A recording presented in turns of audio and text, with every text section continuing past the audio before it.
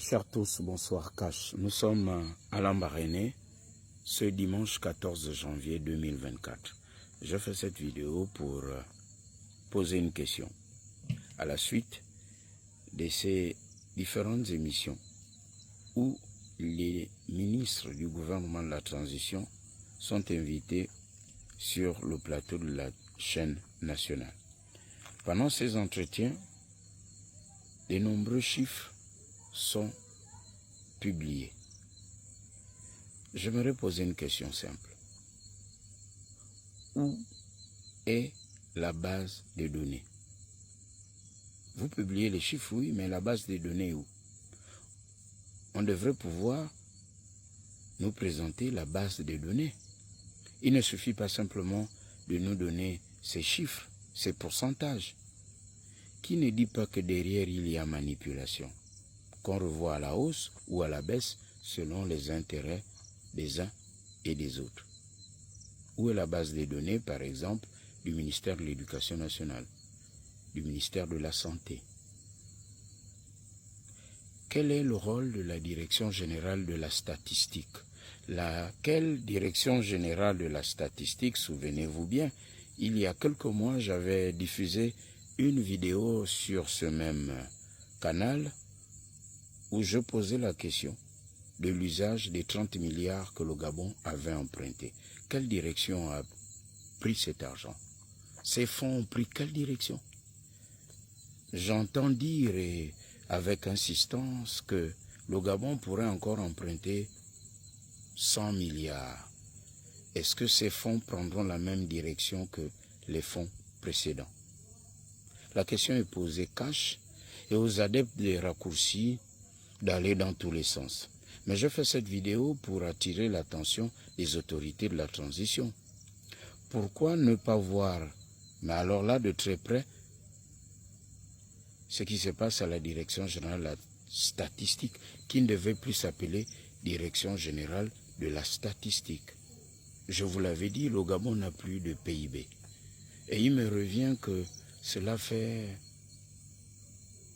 2 ans, ou bientôt 3 ans, que la Direction générale de la statistique n'a plus coordonné ces données ou n'a plus vraiment fact-checké tout cela avec le ministère de l'Éducation nationale.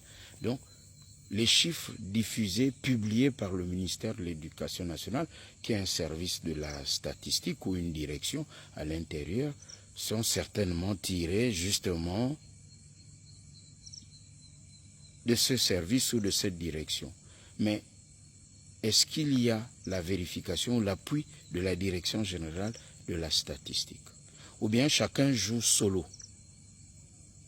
J'ai bien peur, et je fais cette vidéo pour poser le débat, mais en toute sérénité, de la discussion jaillit la lumière. J'ai bien peur, disais-je, que les chiffres publiés par certains départements ministériels sont inexacts.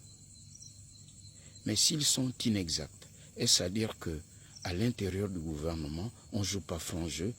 Et l'objectif, c'est que les militaires se trompent, le CTRI se trompe, pour qu'on dise que, vous voyez, ils n'ont pas été capables. Nous n'avons plus de PIB.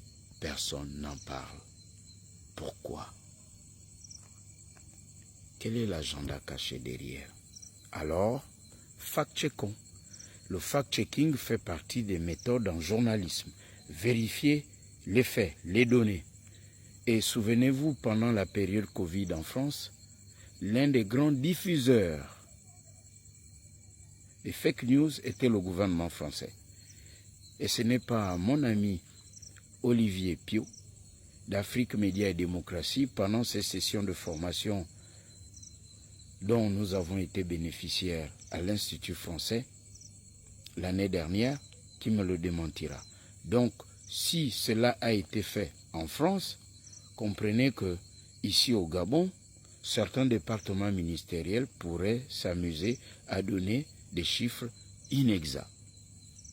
Et ça, ce n'est pas du tout cash. Voilà pourquoi je dis transition cash de nos mentalités.